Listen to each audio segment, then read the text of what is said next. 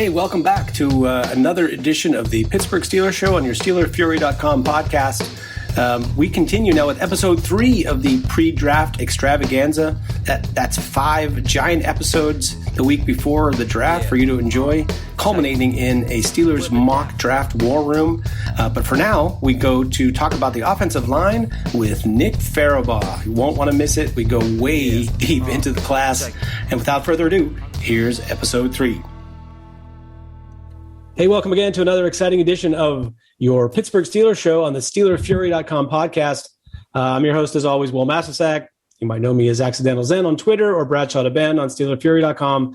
And I'm sure you're going to know our guest for this episode because, first of all, he was a guest on the Steeler Fury podcast 4 years ago. God, time flies, man. You were I think you were about 8 years old when you were on the last time. But it was one of my favorite segments we've ever done, tossing back and forth. I couldn't stump you with the small schoolers, which was great, great fun. And now he is writing for Pro Football Network.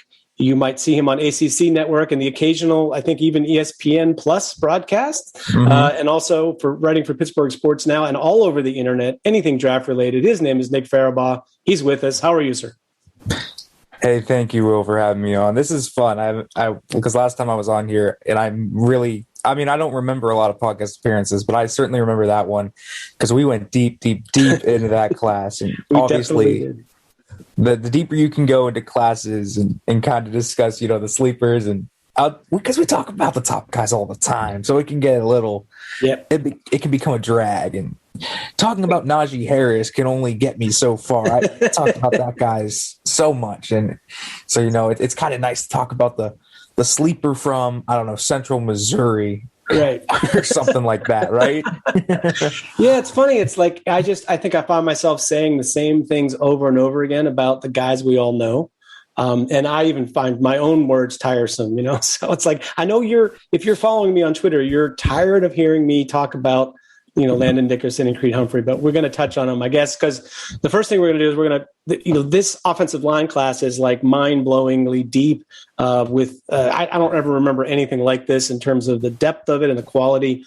And I know that you are a former offensive lineman, and so you pay special attention to the big guys in the trenches. And it's a big need for the Pittsburgh Steelers. So I thought that would be a natural thing that we would talk about some.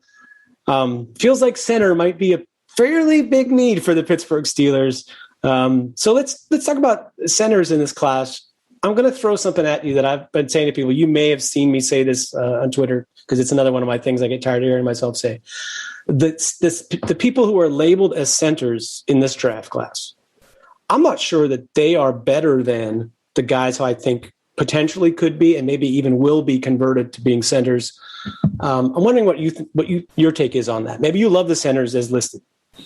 Yeah, I don't love the center class. I like guys in it. I've talked about it before. I do like Creed Humphrey. I do like Landon Dickerson. I love Landon Dickerson actually on film. We'll probably talk about him later.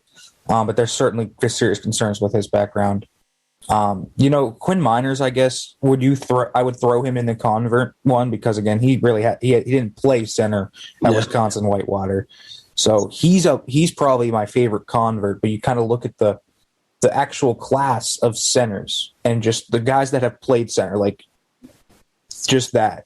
And it's maybe 3 or 4 that will go on day 2 or earlier. And even when you get into day 3, you're looking at guys that usually I would love to hype up, these gems in the rough.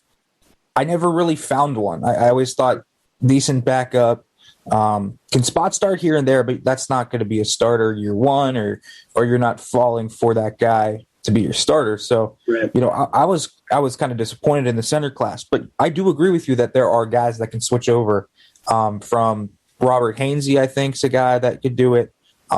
Slater, I think, can do it. A not often talked about guy, I definitely am intrigued by Alicia Vera Tucker potentially moving to center. He has said it. He has said that he is not only willing, but he's practiced it. So, sleeper. I'm very interested in that. Dylan Radins played a little center at the Senior Bowl, so I'm interested in that. I think he could be a center in the future. If tackle doesn't work out, now all the tackles I'm mentioning allow them to fail a tackle, then kick them inside, obviously. But these are guys that could be converts. And then you kind of look at guys that have played center but weren't full time there, like Kendrick Green, right. Who I think is very good. Quinn Miners, as we mentioned earlier, David Moore out of Grambling. I mean, there's a few guys there where you look at, and when you kind of take in the guys that could be a center, and then you put them into the center class, I think you feel a lot better about that center class. Yeah. But just the innate natural center class, I don't love it. Yeah, I mean, I 100% agree. And I mean, of course, I framed the question in a way that you pretty much had to agree with it. Mm-hmm. But I think it's the guy. How I would characterize it is the centers in this class all have like a big flaw. So it depends on your fit. If you don't need your center to move laterally more than a gap, then guys like Trey Hill or Dickerson, I think, are super good fits for you. Like, they're in that space, they're gonna be solid. They're gonna make the plays they need to make. But then the flip side of the guys they can move, but they don't have the anchor that I think really works for the NFL. And that, that to me is that's a really tough sell. I mean, we'll get to the Steelers fit in a second. But Landon Dickerson, I mean, we might as well talk about him for a second. I feel like he's a great guy. He obviously is a leader and a good teammate because his teammates love him. But I'm just not sure about, not only the medicals, because it's not just he had a knee surgery. He had 4 different leg surgeries on 4 different body parts that were season ending in 5 years. And he's a big dude. It's not like, like the legs are going to take a lot less punishment in the NFL. Wondering, taking into account the medicals and what I just said about movement skills, do you see him staying at center, maybe being a right guard, maybe with a little less movement required in some systems? What do you think is the fit for him? Well, I think he can do both. First of all, I do think the one thing he does really well that at least alleviates some of those athletic concerns is that he takes, I think, maybe some of the best angles to the second level I have seen in some time. So you see him at Alabama block wide zone plays, and he reaches the linebacker, and you're like, what in the world? He's not a great athlete because, again, he's pretty heavy-footed. He's a little tight in the hips. But he takes some great angles. Now, the question is he going to be able to do that? Is the angles going to be good enough at the NFL level to where he can get up there and get, a Fred Warner, just in the division of Patrick Queen, something like that, even in, obviously, if he comes to the Steelers, he'll be practicing against Devin Bush all day. Can he get up to the second level and get Devin Bush? Because obviously there are those guys that are experts, maybe not beating blocks, but they know how to shed blocks and avoid the traffic, even when you take great angles. So that's my biggest concern, obviously, outside of the medicals. I think he's going to be a center at the next level, in a gap scheme for sure. Right. In a zone scheme, which I think it's possible he goes to a zone scheme. I mean, it wouldn't shock me if he went to the Rams or something like that. I don't think he's so, I guess, unathletic that you can say. I think Trey Hill is so unathletic to where I wouldn't he's a movable object. Yeah, exactly. Like guys like him, like Deontay Brown, like you're not going to put those guys in zone schemes. I think Dickerson at least has a little bit of smoothness to him, at least when he's moving, kind of like in a diagonal direction. It's kind of weird. He's almost like perfect in that direction. But again, he's not. I kind of feel like he's a Baltimore Raven. Like, I look at him, I feel like they need a center. He's a perfect fit there. I don't know if he can make it to them in round 2, but I feel like that's almost destined to happen. Yeah, that's a perfect fit for him for sure. But you kind of look at him, and I mean, regardless of where he goes, I mean, on tape, man, just looking at it, if I take the medicals out of it, he'd be a first-round grade for me. Like, that's how much I love him. Because he does get so much movement. He's very cerebral at the position, and I think the most important thing for center is if you ain't smart and you're not a good communicator, you're not going to be a good center. And I think he has those traits. Yeah. So, yeah, I do share the athletic concerns, but, I mean, he kind of mitigates that with his angles. So I think he fits at center guard. I don't think he'll ever play tackle at the next level unless it's an emergency. But I think he can play all three positions on the interior O-line, and you can pretty much tell him to be okay. But he might not be, the tippy top of the league because, again, he doesn't have the athletic profile of like a Jason Kelce, right? So right, I know. So Creed Humphrey would be the other guy that people talk about. I've actually the Creed Humphrey to Pittsburgh in round 2. has taken on a life of its own. It's right up there with Najee Harris in round 1 in terms of people talking, or Javonte Williams in round 1. I look at Creed Humphrey, and I see, a guy that has a lot of tools, but what they asked, what the offense that they ran there was like what the Steelers ran last year, where everything's out, quick, and he works in this little space a lot. And I thought he was fine at that until he encountered a defensive lineman who had a lot of low pad level and maybe long arms or something that could get into Creed. He gave up a lot of ground, and it just looks like that's his flaw right now. That maybe that can be corrected. What do you think about Creed Humphrey's future in the NFL? Yeah, well, first of all, I don't think he's making it to 55. Like, no chance. I think people need to give up on that. He's gone. If the Steelers want him, they better either trade back a little bit or take him at 24. And 24 is a reach for him. Who do you think goes first, though, Dickerson or Humphrey? Humphrey. Oh, okay. Because of the injury concerns, I think Dickerson would be the first off the board otherwise. But after Creed's pro day, oh, my Lord. I mean, he literally tested as the most athletic center of all time, according to Ross. So that's insane. Now, I'm not sure if I think he's a good athlete. I don't know if he's that good of an athlete on tape. I thought there was a little bit of labor movement, at least in space, due to, I think there's a little bit stiffness maybe in his hips that kind of hurts him a little bit when he moves laterally. But my thing with him was you don't need to be a mauler, obviously. I'm not going to duck you if you're not putting guys in the dirt because you're not Quentin Nelson or Mekhi Becton, right? But what I will duck you on is when that strength at the point of attack gets you absolutely pushed back. And I think that's something we saw with Creed a little bit too much. And you talked about it with the low pad level. When guys with strength that could really pop his pads inside. And Creed plays low. I mean, because he's a former wrestler, which really helps with the leverage. Sure.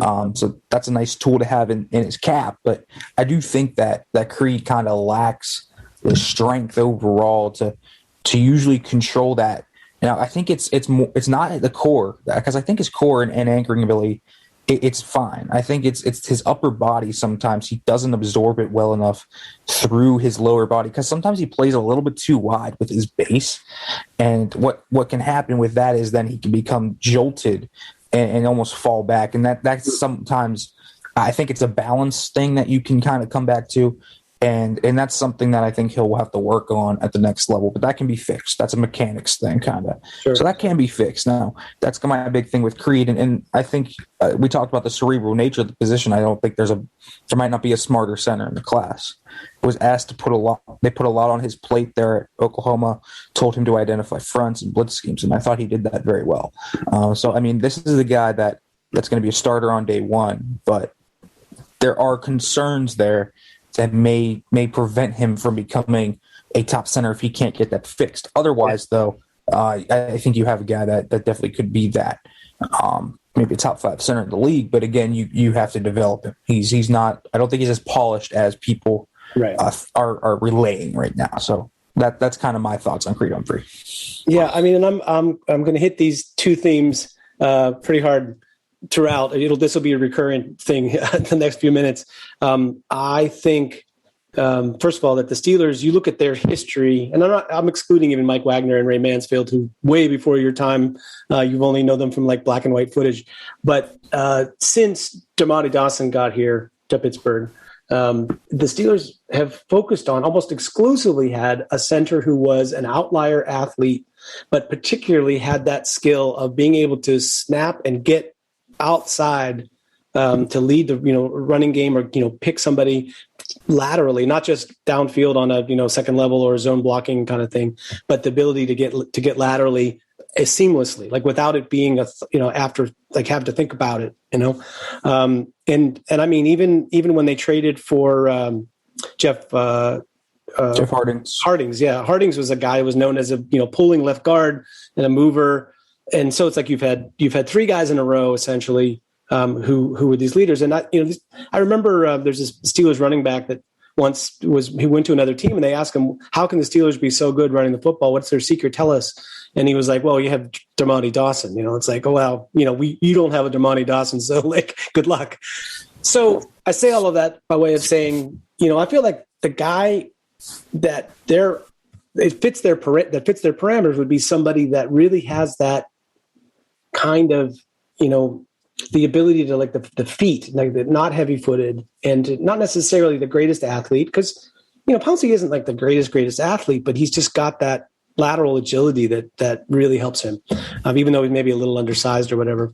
So my second theme is certain offensive lines in college, let's see if you agree with this, seem to be really sophisticated in what they are doing, what they're trained to do, and the kind of players that they produce. You mentioned Robert Hainesy. To me, Robert Hainesy is like a prototype.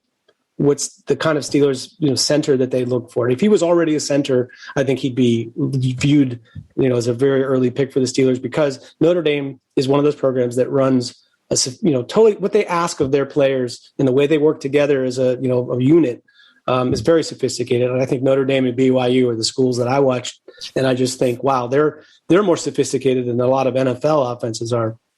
And I just feel like Hainesy he's kind of, if you look at his measurables, he's Marquise Pouncey, and he's that if you draft him like BJ Finney, you're going to get the most out of him because it's his hometown team, and that means something in Pittsburgh. What do you make of Robert Hainesy not just as a potential player, but as a fit for Pittsburgh?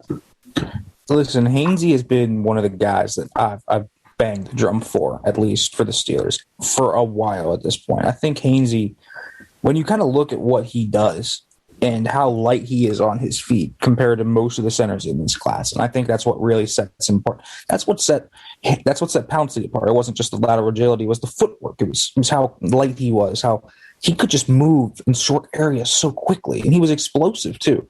And I think Hainesy has that kind of same jump in his step that a lot of people don't really look at in linemen enough. I think, that's more of a running back thing to a lot of people, but it matters for linemen too. Can you move in the short areas? Sure. Now, and I think Hainesy, is a perfect for that Notre Dame O-line. You kind of looked at who they had with Eichenberg and Patterson and Kramer and other guys, and he might have been the most athletic dude on that line. That's right. Literally. So that's telling you something.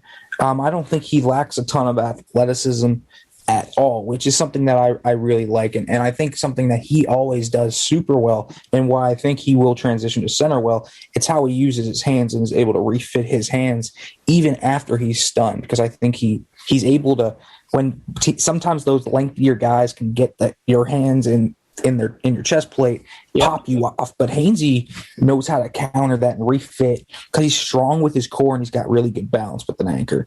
And I think that's two things that you look for in a Steelers center, because I thought Pouncey, even when he was down his last year or two here, he was always really good at getting into space, whether that was in a screen, whether that was a pull, whether that was a zone scheme at the second level. And he was always able to anchor down and not really give up a lot of space. And he never did that. And because you saw Pouncey at times get his butt whooped at the beginning, and then he would just suddenly stonewall them. Yeah. That was something Pouncey did a lot during his prime, especially.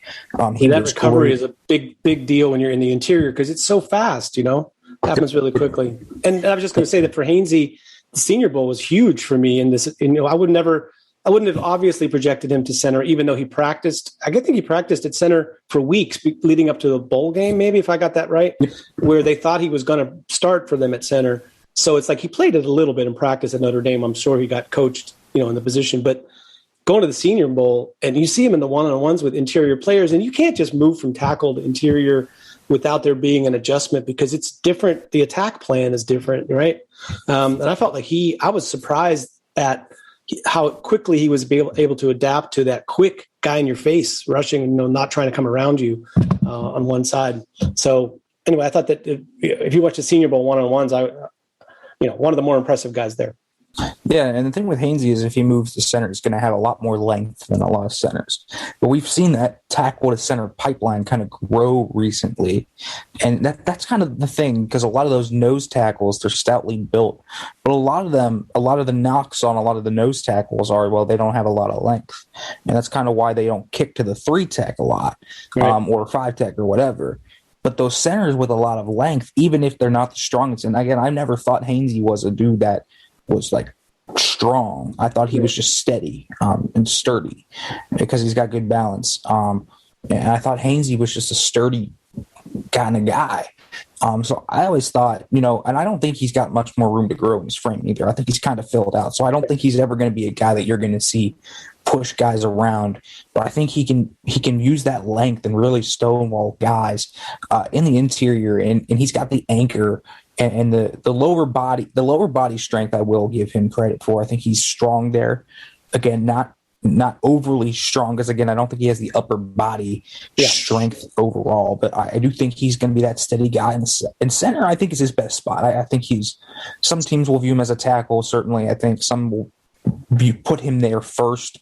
Some will kick him at guard, but I think his best fit at the next level, it's going to be center. And I think that's because he has the strength, the sturdiness, the football IQ we mentioned. He's got the football IQ, and I think he's one of the more athletic centers in this class. So it would not be a surprise to me if Hainesy slips into the back end of day 2. That's all I'll say.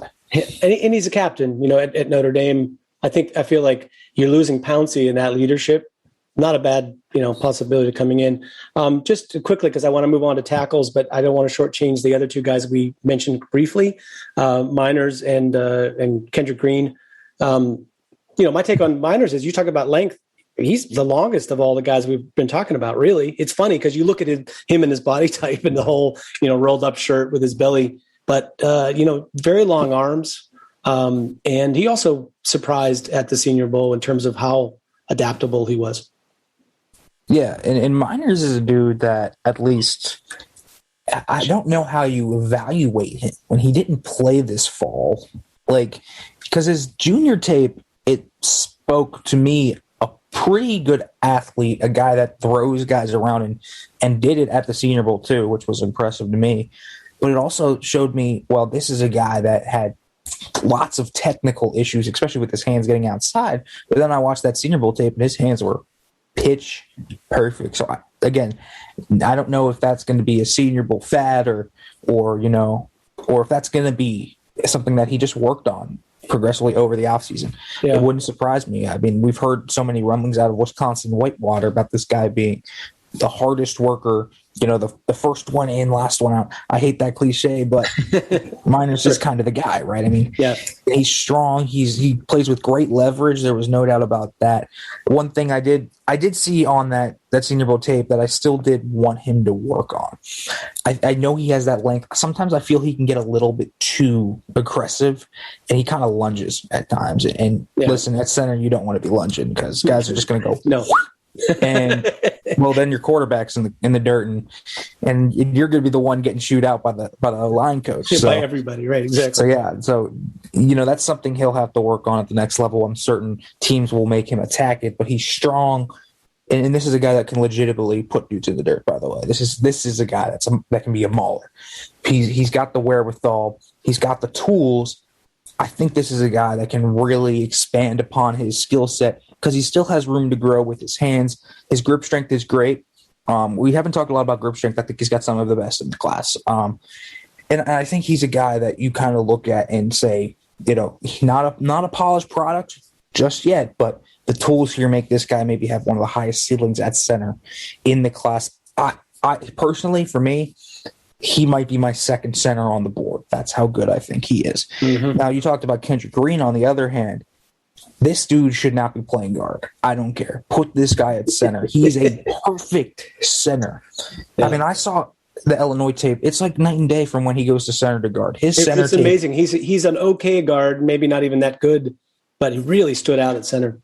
He's a phenomenal center. I mean, this was a guy that I went in, I heard the athleticism.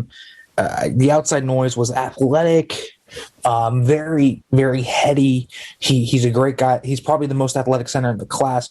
All were true. He probably is. On tape, all of that is true. But I didn't expect to see him putting so many guys in the dirt because his hands are so strong, actually. He's got some pop behind those hands. And he really can, with his feet, they never stop moving. Like, he just keeps going. He drives through the whistle.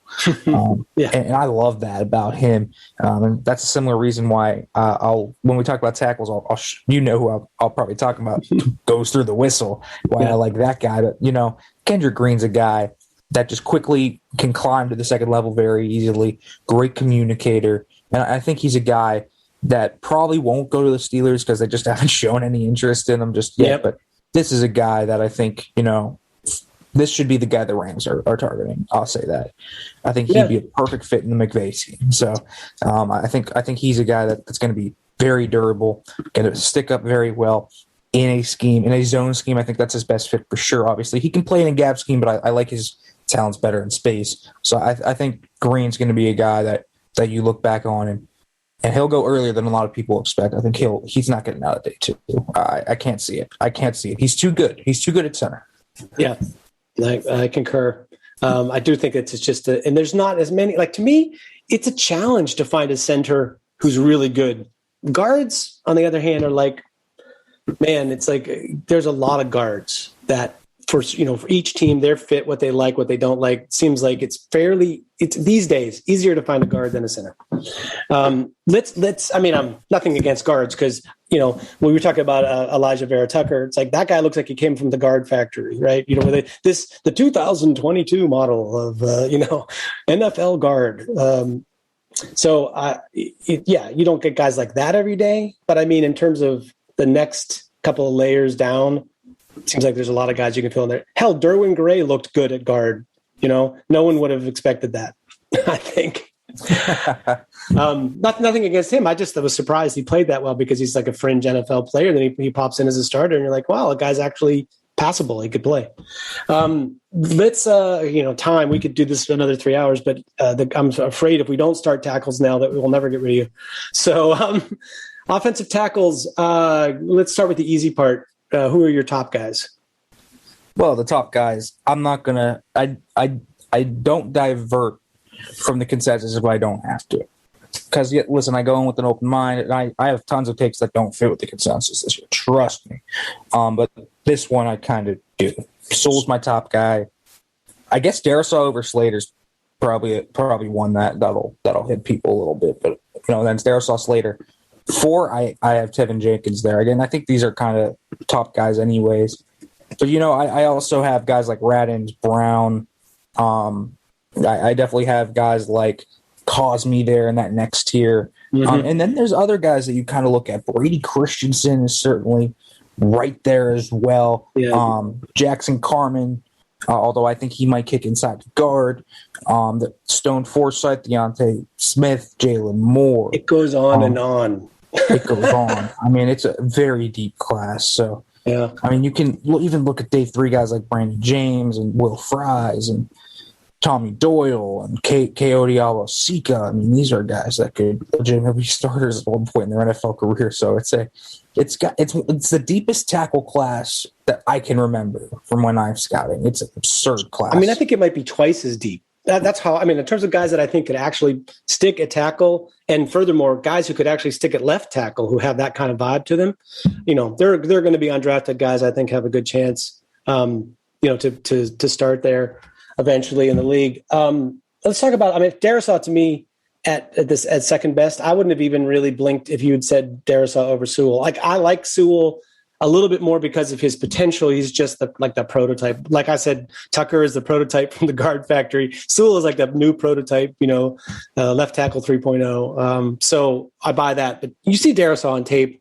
First time I watched him, I just thought, this is the guy that you just looks like I appreciate his knee bending a lot because he's a tall guy. He's like not as tall as some of the guys, but he's fairly tall, but plays with this like almost like upright posture. He's down, his knees are bent, but you see him and he has that real active, little balanced look on his feet, which I think really helps him in pass protection. So I just feel like he's a guy plug and play. You whatever team he goes to, he could be the left tackle over anybody right now. Love that. Jenkins, what do you think about the concerns about Jenkins being staying a tackle? Like, in other words, he does seem to have guard mentality, which isn't always a reason to move to guard. But like, do you see him being a long-time tackle? And if so, could he play left tackle, which is maybe where the Steelers have a bigger need? Yeah, so he's a guy that he's the guy I alluded to that goes to the whistle. This is a nasty finisher. I mean, just watch the Joseph Osai tape and look at what he did to him. Joseph Osai is going to be a good player someday. I mean, he's going to be a good player, and Jenkins took his lunch all day. But you kind of look at Jenkins. The thing with him, it's not even. Yes, he doesn't have great length, but I think he can survive in right tackle without the great length. But like left tackle to me, again, there's not a ton of difference between left and right tackle anymore. Yeah, I buy that.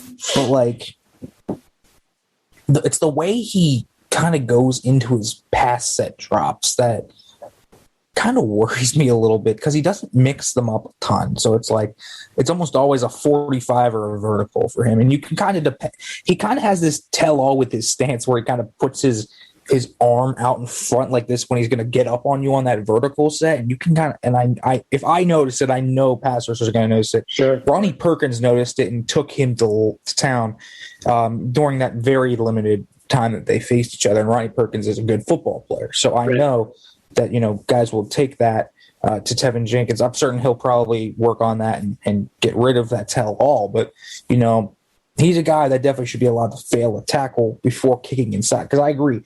I think if I draft him, I can get a good tackle, but I might be getting a great guard. And he's one of those guys, he doesn't take good angles at all. Like he misses guys at the second level in space. He just whips. He doesn't know what an angle is. That's one of my biggest concerns with him. Sure. But like we talked about, the anchoring ability and how nasty he is. Sometimes when he gets contacted with a power rusher, mainly guys that are explosive and can convert speed to power, he does not sync well and take that anchoring ability well. And that's kind of my concern with him is that, well, if I'm putting him at tackle, how are you going to defeat long arms, right? Because there's going to be multiple guys at the next level that have some explosiveness and can beat you with a long arm, and they're going to just run right around the arc to the quarterback. So I think Jenkins can sit there and potentially play at right tackle. But, there are concerns. And I know there's teams that have him as a guard because of it. Yeah. But you do look at the profile, the Mauler mentality, how strong he is. The honestly, he's got pretty decent feet for his size. I didn't think his footwork was inefficient. Doesn't have a false step. So I thought he did that pretty well. And I did think that he's decently – he can move well in short areas, which is why it was so disappointing to see him take awful angles. So I think he could get out into space and hit those backers or that nickel corner or that safety or whatever and push them out. And I thought he missed a few opportunities to really spring Chuba Hubbard and these other Oklahoma State running backs because of that. But he's a smooth guy. I think he's a guy that you look at the length, the inability to really sit down in his anchor is an issue, and that doesn't mean he doesn't play. He plays with bad knee bend. He just can't handle speed to power well from those explosive edge rushers. Yeah. And because he is so aggressive and likes to get up on guys with those vertical sets, that's a guard. A guard literally vertical sets about 90 to 95% of the time. But they're going to seek and destroy to defenders. That's also a guard. So maybe that's a guard. Yeah. So you look at the guy and you say, well, he's got traits to work at tackle, so I'm going to play him there. But it wouldn't surprise me if by year 2 or year 3, Jenkins is just a Pro Bowl guard. And there's nothing wrong in being a Pro Bowl guard anyways, and he can be a very good one at that. But, there's definitely concerning traits there for Tevin Jenkins that say he might not be a tackle. Yeah. I feel the same way sort of about Alex Leatherwood. It's like people are like, well, you can kick that guy into guard. But, he had a lot of problems when he played guard. It's not necessarily just because he's not a tackle fit. And to your point, you said earlier, there's not that much difference anymore between left and right tackle. But I think it's because teams are moving more towards having 2 left tackles than it is, they don't care so much if the guy's a good right tackle, right? So that's my only concern. I would be interested to see how it worked out if the Steelers drafted him, but I just feel like, it isn't necessarily so dire on the right side of their offensive line that they don't have anybody to play right tackle or right guard, right? So it's sort of feel like that's where he would be. So I could imagine from a fit standpoint, it not being quite so simple a choice for them as best player on the board if he were to fall there. Although I think he's gone before that, probably to someone who is more like, we'll take any offensive lineman, we don't care, because he'll be one of your best 5 somewhere. Oh yeah, no doubt about it. You mentioned Brady Christensen in the recent famous Steeler Fury board draft. I took Brady Christensen as my tackle selection. I kind of feel like what I said before about Notre Dame and BYU, that really applies here. And I'm going to pair him with a guy that I feel like is kind of similar, which is Liam Eichenberg from Notre Dame. I feel like you watch those guys and you're kind of looking for something to pick apart because they're just steady. I'm not sure that the upside is like, oh my God, they're going to be the best left tackle in the league. But I also feel like you could stick them out there and not really worry about them too much. How do you see those two guys compare and contrast for me? Yeah, I mean, first of all, obviously Christensen is better in space. I mean, and no disrespect to Liam Eichenberg, but he just does not move the way Brady Christensen does. Christensen's a better mover, right? Yeah, and Christensen's one of the better athletes in this class, and that's saying something in a class with a lot of good athletes at the position. So, I mean, Christensen moves so well. I will say this: I think Eichenberg has the upper hand with his hands, but I definitely think he's more polished with how he uses his hands. Yeah. I think one thing Christensen can run into is that sometimes it feels like when he does not get first contact, and I'm very much of the belief just because the defender is going to get first contact on you at times doesn't mean you can lose. I think Christensen sometimes doesn't know what to do with his hands to refit them, and he sometimes just kind of chops and does things that just aren't going to work, right? And then he just gets driven back at times. And I think he kind of panics in that situation. I don't know why, because it was a weird thing to me because he seemed like a very calm, collected player on the field. And then he got into some situations where he faced guys with a little bit more length that would get into his chest and kind of eat up his frame a little bit. And it's not, Christensen doesn't let guys into his frame a lot. So it doesn't happen a ton, but, against guys with a lot of length, the next level, I mean, those guys like Khalil Mack, they'll long arm him and potentially eat him all day because he doesn't really know what to do with his hands to at least stall that. He's not going to be, Eichenberg is more powerful, I definitely think, as well as a matter of strength. I think one thing that Christensen has is great core strength. He does anchor down well, again, when he's not panicking because he's getting long-armed into oblivion. So I do think that you kind of look at that. I think the hands go to Eichenberg because Eichenberg has great grip strength, great hand placement. No surprise with Eichenberg. He's kind of this technical savant, I guess, at the position with his hands. And he knows how to use his hands and maximize his length really well. I think he's one of the best in the class at doing that. And that's something that I really like with him. Now, I think that I wish he had more knee bend in his frame because I think sometimes he doesn't really sink when he faces power. And again, he has the strength to take on power and anchor down, but he doesn't do it sometimes. So I do think sometimes he opens that door as well because, again, I mentioned I wouldn't say he's heavy-footed, but I would say he's average. So guys that have that upper end echelon burst can really just run right past it because he does open that gate a little bit. He kind of opens that front hip and there they go, right? They're just going to bend because sometimes when he's a patient player, but he doesn't always get to his spot in time. So when you're a patient player and you don't get to your spot because he's not very comfortable working up vertical on that vertical set which he needs to add to his repertoire, I think, to really combat those speed rushers. I think that's something that he looks to do.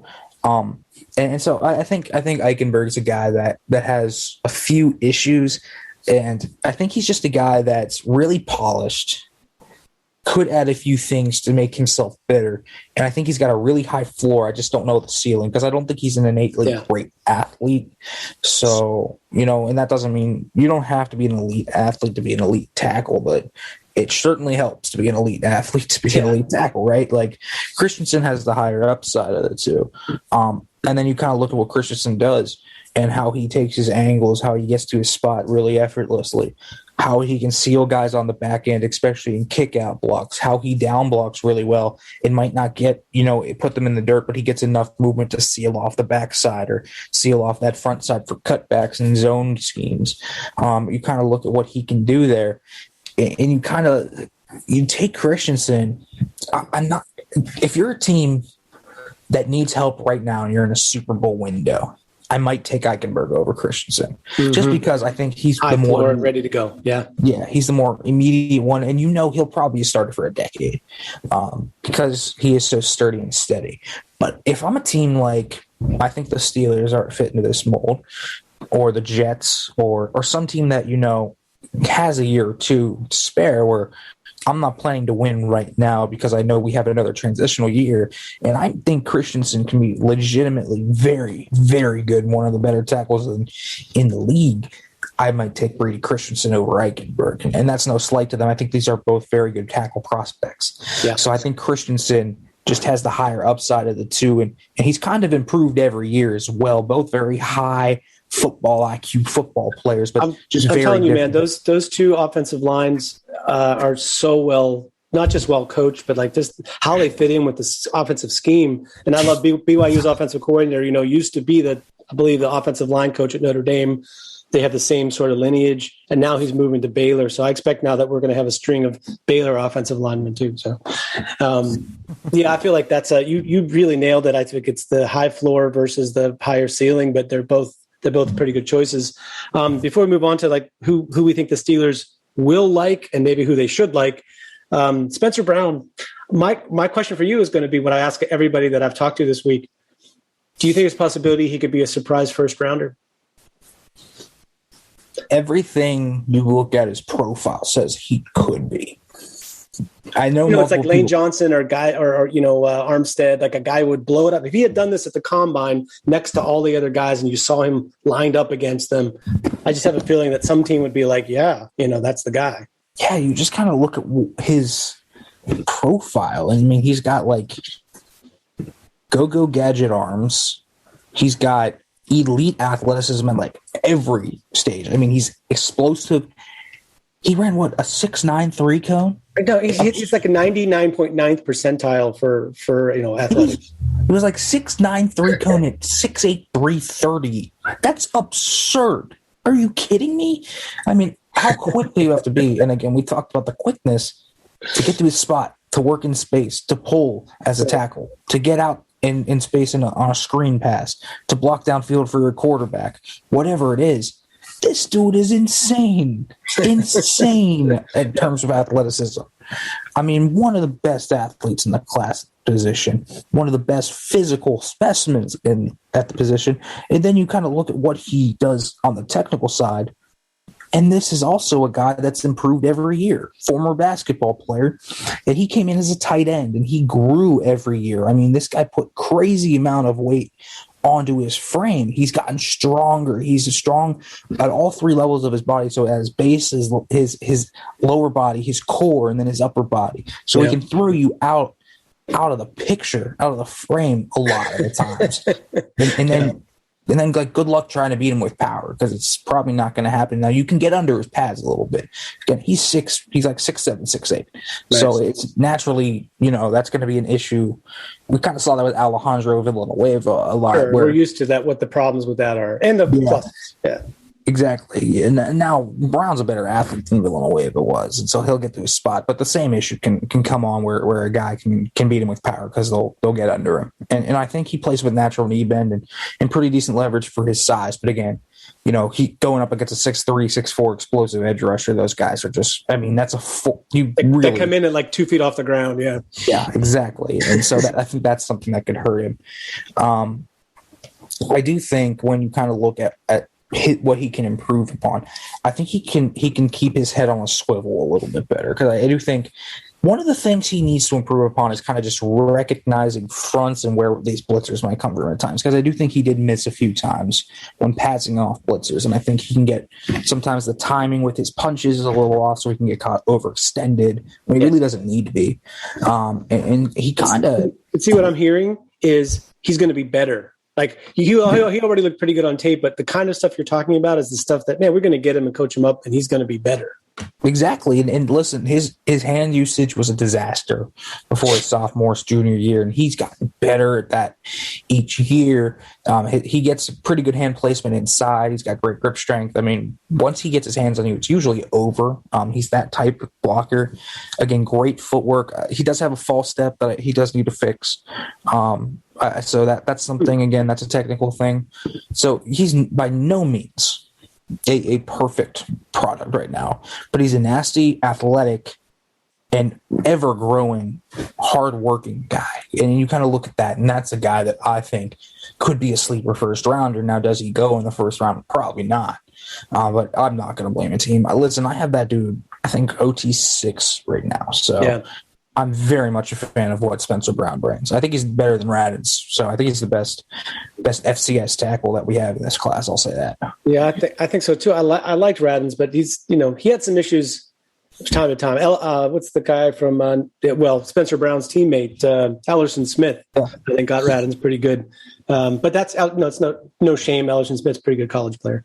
So I know we've talked pretty far down the class, but. Anybody that qualifies as a sleeper that we haven't mentioned? It's hard to put sleepers into this class because there's just so many of them. I've mentioned a few of them. I like Wil Masisak out of Buffalo. Really toolsy guy. I mean, but the technical issues, I could put a laundry list down and say, these are the issues that Wil Masisak has to work with. Yeah. But the natural tools are really great. So, definitely worth the day 3 flyer on him. You kind of look at other guys. Larnell Coleman out of Umass is, I think, a pretty interesting guy. I'm glad you mentioned him, but I think this show might be the first time his name has hit the airwaves this whole draft season, other than Emery Hunt from Football Game Plan, who likes him. Yeah, I like Larnell Coleman. He's got some upside to him. I think he's one of those guys that can kind of fall off his blocks at times and maybe not finish. And sometimes what he does have a little bit of stiffness at the second level, but he's a guy overall with pretty good explosiveness, a lot of power at the point of attack, so he gets some movement there. I think he stays square really well, and I think he's a prototypical left tackle. You talked about that left tackle.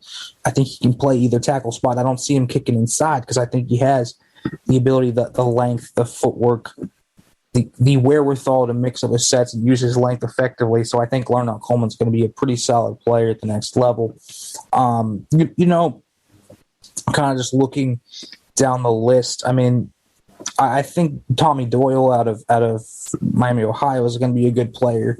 I mentioned him earlier. Yeah. Fluid player for how tall he is. How tall, yeah. Yeah, we talked about tall dudes today. This dude is like 6'8", yeah. Yeah, and he moves really well for his size. And you kind of look out there how patient he is, how good he is at just anchoring down and not letting up a space is impressive. He's got elite core strength and balance. And if you have core strength and balance and athleticism, good base to work with that. Yeah, to go with the length. Yeah, exactly. Yeah, very good base to work with. Now, obviously, again, he kind of does fall off his blocks. Grip strength is pretty mediocre at best. So, he's not going to hold a guy for a long time, but he's just not. Yeah. And he definitely needs to get bigger on his lower half and his upper half. But hey, the core strength, in my opinion, might be the most important thing. So he's got that, but he definitely needs to add a little bit more strength to his frame. And I'll mention one more guy that I really like, and he impressed me at the Senior Bowl. Jaylen Moore out of Western Michigan. I thought he was a guy that really should people have not really talked about him a lot, and he's a guy that I think go higher than people are expecting. He's got natural athletic tools.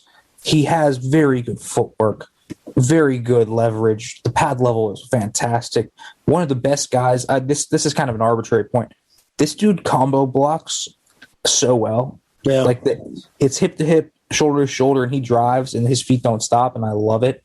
It's just something I noted with Jaylen Moore, and I love seeing that because it shows he pays attention to small details as he plays. I think he has great angles to the second level. And the thing with Jaylen Moore was how savvy he was with mixing up his sets and trying to keep defenders off balance. Now, I think he needs to kind of learn the intricacies of tells and keys for the position and kind of know when to do what. Because he did get beat sometimes because he either got too aggressive or, overextended or. Yeah, I would say kind of, too aggressive would be the note that, but I would rather have a guy that's too aggressive than too passive. So exactly, but then you can also see him be a little too passive and kind of drop in too deep into his set and get pushed back into the pocket. So catch the guy instead of attacking him.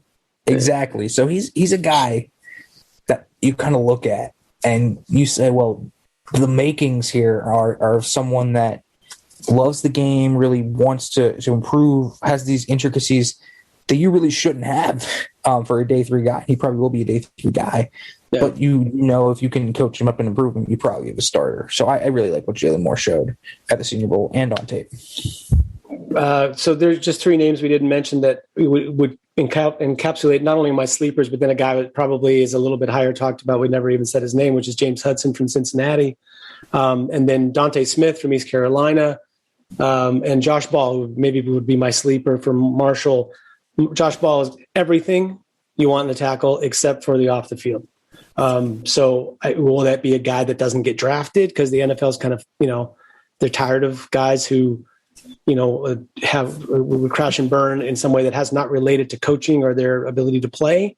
Dante Smith is undersized in terms of weight, but does everything else kind of really well. And James Hudson is still learning the job. He was a defensive player. So out of those 3 guys, I guess a question, I'll turn it into a question. Which one of those 3 is worth your investment as if you're the offensive line coach and a GM, which one of them are you investing in thinking that you can deal with their issues the best? I would invest in Dante Smith personally. The tape wasn't great. I'll admit it first, but the Senior Bowl, first of all, was elite. And I don't want to put crazy amount of stock in the Senior Bowl because again, it's just a week, but what he showed off there was a lot more nuanced than I thought he had on tape. That showed me that there's ability here for this guy to grow. Like he was using the slingshot technique, and I was like, "What in the world? Are we using this at Senior Bowl practice? Are you kidding me?" And he's got great length, obviously. What is 36-inch arms or something crazy? I mean, he's very long. You kind of just look at what he has. He's got very good bend at the waist.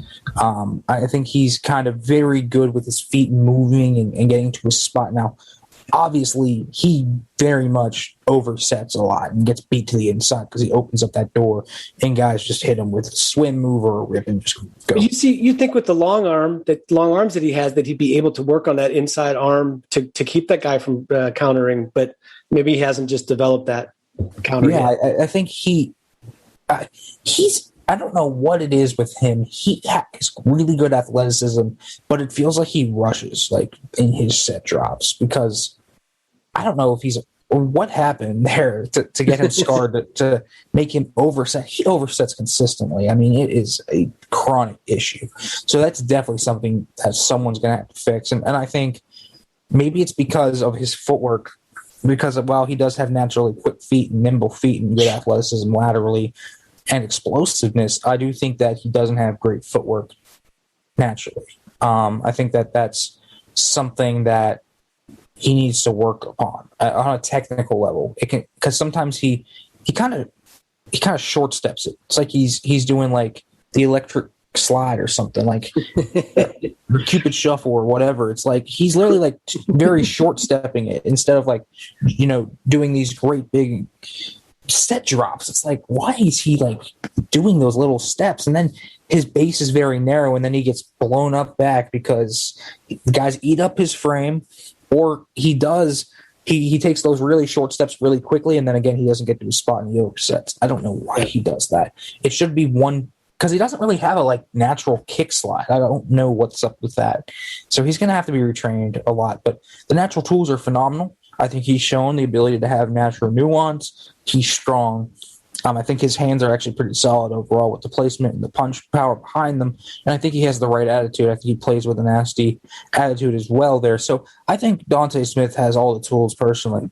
Does he have the frame to put on the weight, Nick? Yeah, probably could. And Smith, I mean, listen, Smith for what he weighs is strong. I mean, there's no doubt about that. But I think he's not filled out completely. I think in the lower body specifically is where he can add that. So you kind of look where when he drops his weight, he gets pushed back 2 or 3 steps. And now, yes, he did anchor down on that, but when he faces power rushers like, I don't know, what's J.J. Watt, is he going to be able to anchor against J.J. Watt? Because again, you're going to be facing those guys. Like, yeah, that's the step up that people talk about, right? Yeah, so things that might not be a huge problem on tape in college because listen, he played at ECU. It's not like a bastion of edge rusher talent in the conference. I mean, he faced guys. I think he faced guys like Peyton Turner, but he just never really had a great test of power rushers against him.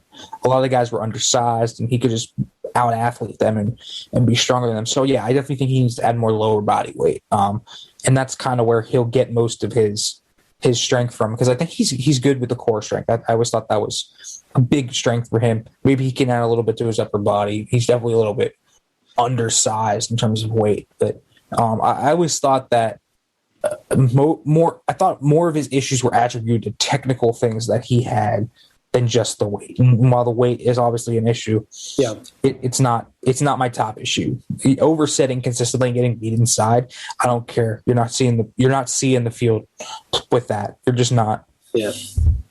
Well, and it's also a reminder: don't skip leg day. Yeah, absolutely. The thing I'll say about Josh Ball that I like watching him on tape that you notice right away is he's another big, tall dude. I mean, it's like I feel like we're growing them. Speaking of factories, growing them on trees, more or less. But he plays his pad level for a tall guy is unbelievably low. It's like a textbook for when you're showing another tall guy. This is what I mean when I say your pad level is supposed to be low. So I like that about his game. And I also think he's a guy that would be versatile. He could play either side for you. He could play in a for a totally like run heavy team. And just be happy, tooling guys in the run game all day long. Or if you're a team that likes to throw the deep ball, he could hold up at left tackle because he has the length and that low pad level. But man, the off the field stuff is like he had it's not just the old thing. So his old thing that cost him, being in the SEC was a domestic violence thing, which is bad enough. But I've heard from a couple of sources that still he's not his teammates don't appreciate his temper. He's got a quick temper. But, there have been guys in the NFL who had a temper problem who then came to the right kind of situation and had good leaders around them and they got through it. I mean, an extreme example, Joe Green. Joe Green had a temper problem when he came to the Pittsburgh Steelers and they figured out the buttons to press to get that guy. It's like, look, you can be angry if you want, but be angry about losing and funnel that into your teammates, and we'll make it work. So, I don't know if you watched him play at all, but I just a guy that I think may even not get drafted because of his off the field, but that could start, very soon. Yeah, I mean, he's a talented player. There's no doubt about it. But again, that off field, I've heard is very severe. And, yeah, well, that's different. And it's going to back me off of that for sure. While I think he could be a starter in the right circumstances, I do think those are very narrow circumstances based on how come out. Yeah, that's too bad. Let's. I appreciate you hanging with us, and just while you're here, while we're on tackles, before we move away, last question on tackles: who will the Steelers like? Like, who do you expect them to pick, and who would you pick for the Pittsburgh Steelers if you had to go one tackle? I expect them. Man, it depends. I don't know when they're going to draft a tackle. That's the thing. Like, they could draft one not even early at all. And a late round tackle, I think they go with one of the Texas A&M guys and Dan Moore, Carson Green. They've shown interest in them. Now, the mid-rounders, I think you kind of look at who they would go after. A Leatherwood, I think, is a possibility because they've emphasized versatility a lot this offseason. With Haig, with Coward, Finney, all of them are versatile. Leatherwood can be versatile. I think he's a guy that they would like with the length and in the athletic profile there. I think Spencer Brown and Dylan Radins are two very strong candidates for them. They play like Steelers line. They look like Steelers linemen. They have the build of a Steelers left tackle. I think those are two guys that you really have to watch. Liam Eichenberg, obviously, is a guy you have to watch very closely. I think Carmen and Mayfield also. Yeah. See, I think Carmen really fits their profile. Whether you like him or not as a tackle, he's Power 5. He played not only Power 5, but at the top level of Power 5 against top competition. He's young. He's really underaged, and they were there in force at the pro day. So you put all that together, it's like that would surprise me the least. I think, even though I think we didn't talk about him. Just very very quickly. To me, his problems are his hand usage. It's like he looked great when he was able to physically overpower guys, but then he came up against a guy like Chase Young, and it was just like, whoa, like this guy's hands are all over me, and I don't know what to do. Do you think his problems are correctable? He's not the longest guy, but got very good feet and width. What do you make of Jackson Carmen if the Steelers do pick him? He strikes me as a guy similar to Jenkins, where he could play tackle, but he might be better in a phone booth at guard. Because I remember watching him significantly last year because the Alex Highsmith did, and Highsmith took his lunch pretty much all game because Carmen didn't really have – it never felt like he had a cohesive strategy on at tackle. It always felt like he was kind of just doing natural 45 drops, firing his hands out, and then he didn't do a ton of nuanced stuff. Now, we saw that a lot more this year, I think, where he did a bit more of that, kind of mixing up his sets, trying to get up on guys, because, again, he didn't have great length, so he did a lot of aggressive vertical sets, and guys kind of – when he got deep into drops, I think Highsmith showed this pretty well when Carmen kind of opens that inside foot. He kind of pivots it outside, and Highsmith beat him good 2 or 3 times to the inside with that spin move. And I think he can, and he definitely overextends as well. Again, trying to compensate for that lack of length. But I think he's a very powerful player. He's got really good grip strength. I think he stays pretty square. Overall, his footwork I didn't think was bad. And I think he's a very smart football player. I don't know. He looks like a guard. Well, to me, he looks like Willie Colon, but they liked Willie Colon as a tackle, Yeah, so he does. I mean, that kind of does make sense. But I think his best fit's going to be on the interior at the NFL level. But maybe, I'm all in the business of allowing them to fail a tackle first, and then we'll kick him inside. So I think Carmen's the guy you would try there first, and then kick him inside. So now, harder question. Who would you take? Darisaw. Well, I mean, but Darisaw's he's not making it to 24, is he? Just a joke, man. He's there 24. Let me ask you this. If Darisaw made it to, just before he's supposed, they're always talking about like the Bears or somebody taking him. If you had a chance to move up, would you sacrifice what that means in draft capital in a year where you have so many needs just to get a guy like Darisaw? Because they've never done that with a tackle. I mean, ever. Man, I would move up. I mean, I would probably move up with the Washington football team to do it. Or I would jump Indy for sure. Like 4 or 5 spots is probably going to be a 4th round pick. And if 2 fourths, it could sacrifice 128 and probably do it. For Darisaw, I think that's worth it. I mean, that's your franchise tackle. Yeah, forever and ever. Yeah. Yeah, and he immediately changes the outlook of the season, too, because now Chuks Okorafor or Banner's your swing tackle. That's right. I mean, listen, Chuks didn't play very well last year down the stretch. I thought at first he actually played really well. And Banner, I like him, and I love what he's done to transform and get to this point. But listen, that dude's a complete question mark. I mean, a complete wild card.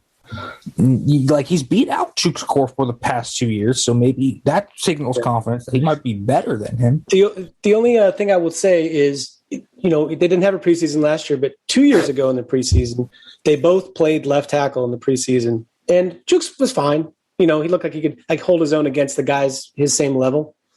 But Banner was really good at left tackle. Like, I was shocked because I thought, no way is this guy going to play left tackle in the league. But against those sort of like, second and third string type guys, he would have been a perfectly fine left tackle 2 years ago. So I'm not completely ruling it out, but it's not like they have the greatest coaching situation there. I'm not really sure, about his development. But yeah, I think I feel a lot better about him if he's your right tackle, for sure. Yeah, absolutely. Now, realistically, let's think about who could be there at 24. Because, again, if I were the Steelers, and I think they're going to go running back, which pains me because shouldn't be taking running back in the first round. No, we're agreeing. Bad teams take running backs in the first round to stay bad, or teams that are complete and have a luxury pick will take one, right? But that's pretty much the only two formulas that work.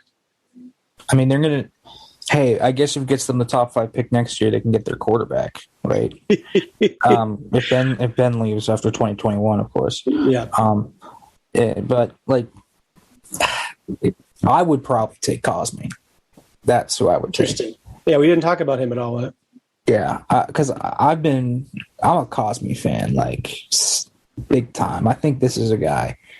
When you kind of look at Cosme and what he's done, this is a guy similar to Darrisaw, where he came in raw as dirt, but he was a very good athlete. And back when he got hype, I think a year and a half, 2 years ago, when he first got hype as a first rounder, I didn't like it because he was so raw and he was just athlete. And I mean, that's a day 3 guy. That's like Dante Smith. Right. But he's improved so greatly over time. His snatch trap move because he doesn't have great length. And then he would get killed by long arms. And then before the 2019 season, he added a snatch trap move that he just kills dudes with length with.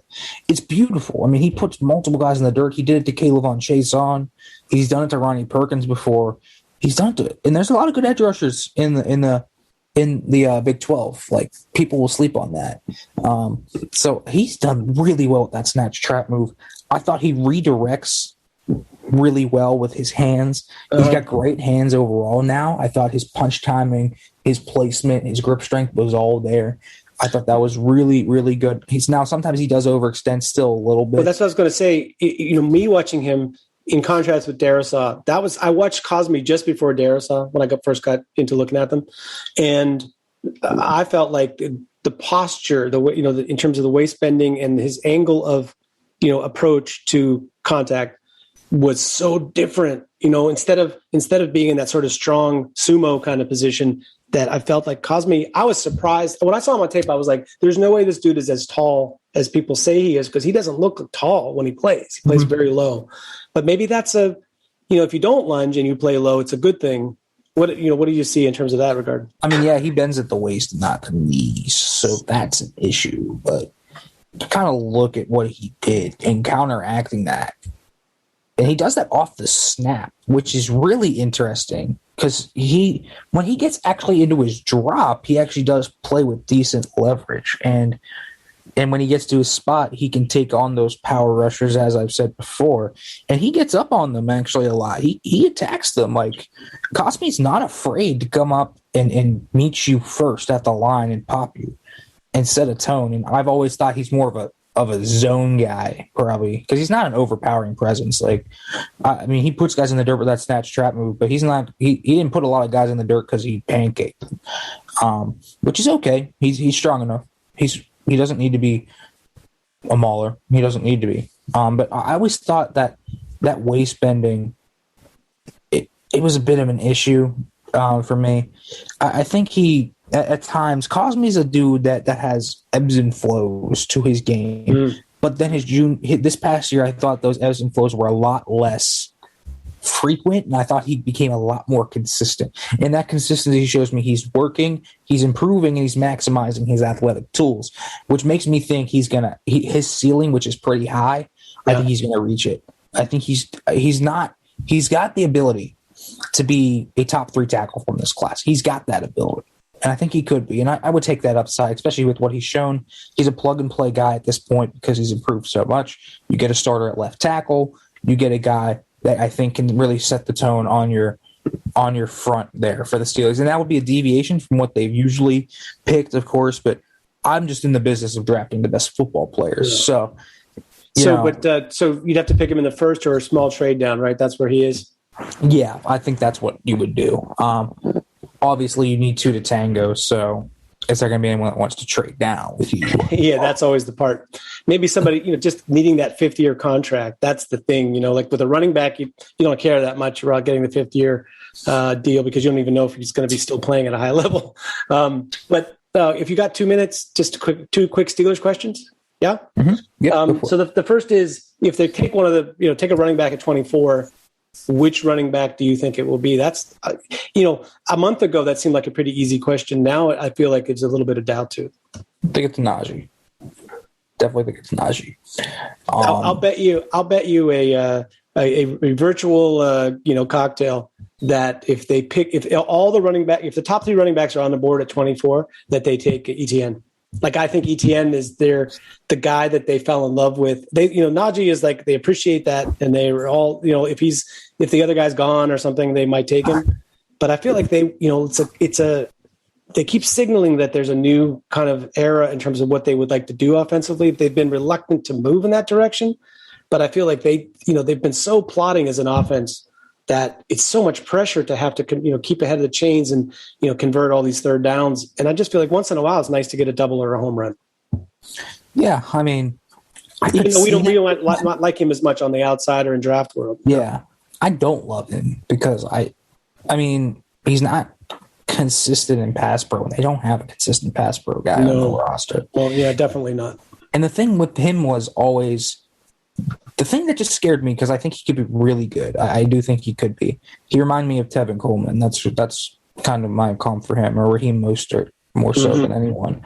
And ETN's vision has scared me before, because I don't think he's got great vision. So no, that's the thing with him that scares the crap out of me, because I think Javonte Williams straight line fast and he plays hard. That's that's it for really the pluses. He's an okay receiver, but yeah, you've listed the negatives that are big negatives. He's just, I mean, unless they're going to a very, very heavy wide zone scheme, which I guess is always possible. In which case, Banner starting is very worrying. Yeah, it doesn't work. Yeah. Unless they're going to that, in which ETN is probably running back 1. I mean, he'd be a monster in a wide zone scheme, because you could just use his athletic tools, and it really cuts down on the vision issues, because all he has to do is process. Yeah, all he has to do is process the linebacker, one cut, explode, and, well, he's gone. So, I mean, then in which case, yeah, I mean, that makes sense, but doesn't fit your offensive line personnel. It's a problem, even if you want to do it.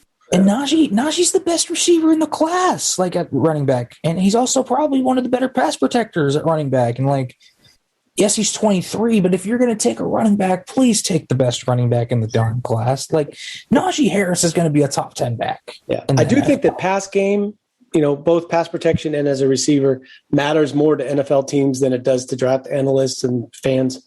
So I do agree with you that he's probably the best pass protector for sure. As a receiver, I like him. I would say that Gainwell and Elijah Mitchell they're both really good receivers. But I think that Najee Harris is, you can understand the appeal, and nobody's going to complain if he ends up being the running back for Pittsburgh. It's just the idea of doing it with that resource, that 24th pick. That's a little hard to stomach. But I dig the player. It's like a 23-year-old running back when you're probably entering a rebuild. Like, that's the problem. Like, and by the time you're competing again, if you hit on a quarterback, by the time you're competing again, Najee's 27 or 28, and perhaps not good anymore, and then you have to draft another running back. Yeah. Now, maybe he's an outlier. I don't know. Maybe Najee will be an outlier. Yeah, maybe he's Frank Gore, but there's not that many Frank Gores. It's like finding Tom Brady in the 6th round. Those are both the same kind of unicorns. So, I don't know. I think if they take Najee Harris, they think they have a chance to win. Like, that's the you'll see their mentality about what they think about their season. If they think they have a shot, they take Najee Harris. If they're building more into the future, then maybe they don't take a running back round 1. I don't know. Hey, we're going to see. Maybe they'll all surprise us and take JOK, in which case I will be very happy. Yeah, to me, that's okay. I was just about to say, what would be the biggest? I mean, we can talk about JOK all day. I personally, once again, in my Steeler Fury mock, he was the player I took at 24. But what do you think? This is my last question for you. And by the way, our guest, Nick Farabaugh, super generous to join us today. Nick, the biggest surprise for the Steelers draft weekend What do you think that will be? I'm asking you to make a prediction about what the most surprising, because, for the most part, they follow a certain plan. You can expect them to do the same thing over and over again. What do you think they'll do this year that would surprise me? It could be a pick. It could be trading down. You want a surprise? Okay, I'll give you a surprise. Because I think a lot of people in the Steelers fan base haven't put themselves up to this position being a top 3 need yet. And it definitely is. They take a cornerback in the top 3 rounds.